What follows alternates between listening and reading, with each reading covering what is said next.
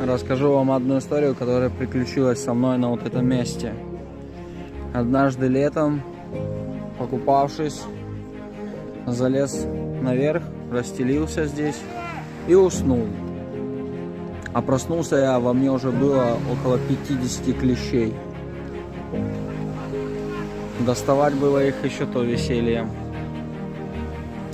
Да, вот прямо на вот этой полянке. Это метрополь. Будьте аккуратней.